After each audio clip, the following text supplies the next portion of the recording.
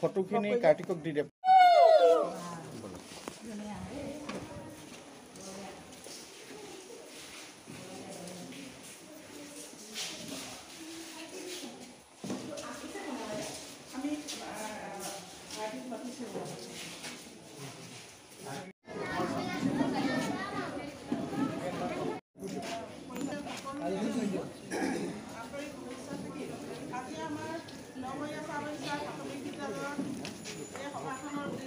গ্ৰন্থদান কৰিব বিচাৰিছে। আজি গ্ৰন্থদান উৎসৱৰ উপলক্ষে আমি ছাৰক বিদ্যালয়ৰ ওচৰত গ্ৰন্থখন দান কৰিবৰ বাবে অনুৰোধ জনাইছোঁ।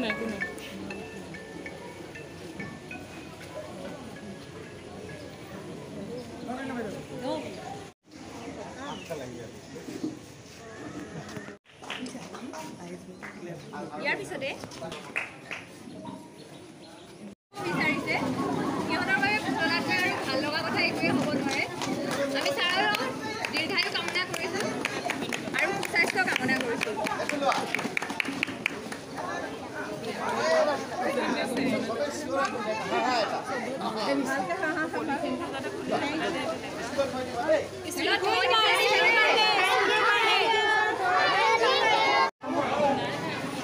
আমি যোৰহাট জিলা উপায়ুক্ত মহোদয়ক তেখেতৰ কৰিবৰ বাবে মোবাইলটো বিশেষকৈ নতুন প্ৰজন্ম আমাৰ মোবাইলটো বেছিকৈ লোৱা দেখা গৈছে। গতিকে আমি গ্ৰন্থৰ প্ৰতি আকৃষ্ট কৰিবলৈ আৰু আমাৰ কিতাপৰ অ-আ-ক-ৰ যোগেদি আমি কেনেধৰণে আমাৰ উৎকৰ্ষ সাধন হ'ব পাৰে, কেনেধৰণে আমাৰ কিতাপে আমাক জ্ঞান বৰ্ধন কৰিব পাৰে, আৰু যিহেতু এখন কিতাপ আমাৰ হাতত থাকিলে এই কিতাপখনে সকলোখিনি দিব। জীৱনত যদি কিবা দিব, কিবা যদি আমি পাওঁ এইখনৰ পৰাই পাওঁ, আমি জ্ঞান পাওঁ আৰু আমি আগবাঢ়িব যাবৰ কাৰণে আমি পাওঁ শক্তি। গতিকে কিতাপখন হাতত থকা মানে আমি আগবাঢ়ি যাওঁ। যদি কিতাপখন এৰোঁ তেতিয়াহ'লে আমি ইয়াৰ পৰা আমি বিচ্ছিন্ন হৈ যাওঁ। সেইকাৰণে এটা সুন্দৰ পদক্ষেপ যে আমি গ্ৰন্থদানৰ দিৱস উপলক্ষে আমি প্ৰতিখন বিদ্যালয়ত এনেধৰণৰ গ্ৰন্থ আমি দিবলৈ কোৱা হৈছিলে সকলো আমাৰ বিদ্যালয়ৰ লগত জড়িত ব্যক্তি, যাতে আমাৰ উঠি অহা প্ৰজন্মই এই কিতাপৰ প্ৰতি তেওঁলোক আকৃষ্ট হয় আৰু এই অভ্যাসটো যাতে সদায় থাকে। গতিকে এনে এটা সুন্দৰ দিন আজিৰ এই লক্ষ্মীয়া চাহ বাগিচাত উপস্থিত হৈ আমি যথেষ্ট আনন্দিত হৈছোঁ। जो ग्रंथदान हो तो सकलो आम छात्र छात्री आह्वान जानाइছোঁ যে ভালকে আপোনালোকে পঢ়ক আৰু আমাৰ অসমখনক আৰু ৰাষ্ট্ৰখনক একেবাৰে আগৰি ৰাষ্ট্ৰ হিচাপে আৰু ৰাজ্য হিচাপে আপোনালোকে গঢ়ি তোলক। Thank you. মোৰ শিক্ষাগুৰুসকল আৰু ছাত্ৰ ছাত্ৰীসকল, আমাৰ যোৰহাট জিলাখনে অহা 1 তাৰিখে 41 বছৰ পৰিপূৰ্ণ কৰিব। শিৱসাগৰ অবিভক্ত শিৱসাগৰ জিলা আছিলে, সেই হিচাপে আজিৰ পৰা আমি 3দিনীয়া কাৰ্যসূচীৰে জিলা দিৱস উদযাপন কৰিবলৈ লৈছোঁ। আজি আমি ৰাতিপুৱা প্ৰায় 41খন পতাকা উত্তোলনৰ কাৰ্যসূচী আৰম্ভ হৈছে। দ্বিতীয়টো কাৰ্যসূচী আপোনালোকৰ আমাৰ 1200 স্কুলত গ্ৰন্থদান কাৰ্যসূচী চলি আছে। এতিয়া গধূলি এখন তিতাবৰত আলোচনা চক্ৰ হ'ব। কাইলৈ 90খন গাঁও পঞ্চায়তৰ 90টা গাঁও সভা হ'ব। তাত বিভাগীয় বিষয়া বৰুৱাসকল আহিব। পৰহিলে এটা আটক ধুনীয়া সাংস্কৃতিক শোভাযাত্ৰা হ'ব, স্কুল ডিপাৰ্টমেণ্টে কৰিব যোৰহাটত, আৰু 10টা বজাৰ পৰা আমি মূল সভাখন আমি কৰিম।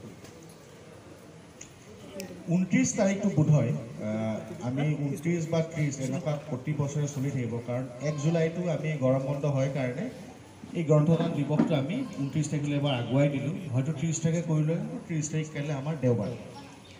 গ্ৰন্থদানৰ দুটামান সৰু সৰু ইছ্যু আছে, বহুত চিন্তা চৰ্চা কৰা হ'ল এইখিনিৰ ওপৰত। আমি মোবাইলৰ ওপৰত বহুত বেছি গুৰুত্ব দিবলৈ গৈ আছোঁ।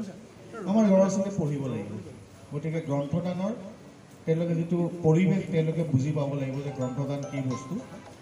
আৰু মই সকলো প্ৰধান শিক্ষক শিক্ষিকাক অনুৰোধ কৰিম, আপোনালোকে মাতৃগোটক ইয়াত জড়িত কৰিব, আপোনালোকৰ আশে পাশে মানুহক জড়িত কৰিব। সকলোৱে যি পাৰে এখন গ্ৰন্থ দিয়ক, আৰু গ্ৰন্থ এনেকুৱা নহয় যে তাত নতুন গ্ৰন্থ দিব লাগিব, পুৰণা গ্ৰন্থ দিব আমাৰ একো আপত্তি নাই, কাৰোবাৰ ঘৰত কিবা এখন আলোচনী আছে সেইখন দিয়ক, পুৰণা এখন সাঁচিপাতৰ পুথি আছে সেইখন দিয়ক। আৰু সকলো স্কুলতে মই জুলাই মাহত CRCC লগত ডিটেইল মিটিং কৰিম। আগষ্টৰ ফাৰ্ষ্ট উইকত সমূহ প্ৰধান শিক্ষকৰ লগত মই ফিজিকেল মিটিং কৰিম। সকলো স্কুলতে একোটাকৈ হ'লেও সৰু লাইব্ৰেৰী আপোনালোকে বনাবলৈ আৰম্ভ কৰক। লাইব্ৰেৰীটো এটা আলমাৰীৰ পৰা আৰম্ভ হ'ব পাৰে, এটা ট্ৰাংকৰ পৰা আৰম্ভ হ'ব পাৰে, কিন্তু লাইব্ৰেৰীটো কৰক। আৰু এটা দিন আপোনালোকে লাইব্ৰেৰীটোত আমাৰ ল'ৰা ছোৱালীখিনি সোমাবলৈ দিয়ক। সেই দিনটো আটাইতকৈ ডাঙৰ ঘটনাটো হ'ল যে এইখন আটাইতকৈ বেছি ইম্পৰ্টেণ্ট কাম কৰিলে। হাতে লিখা আঁচনি, আলোচনী, এইটো বৰ একেবাৰে সৰু ঘটনা নহয়, কিন্তু এইটো এটা খুব ডাঙৰ ঘটনা। আপোনালোকে খুব ডাঙৰ কাম এটা কৰিলে, মই সকলোকে ধন্যবাদ জ্ঞাপন কৰিছোঁ। গতিকে মাহটোত এদিন লাইব্ৰেৰীলৈ লৈ যাওক বা মাহটোত দুদিন ল'ৰা ছোৱালীখিনি লাইব্ৰেৰী লৈ যাওক। অন ডেট ডে এখন পাচিৰ পত্ৰিকা লিখক, অন ডেট ডে এখন মাহেকীয়া হিচাপে কৰক। স্কুলখনতে সৰু সৰু 3-4টা পেজ কৰক। ল'ৰা ছোৱালীৰ সংস্কাৰটো এতিয়াই ঘূৰাব লাগিব।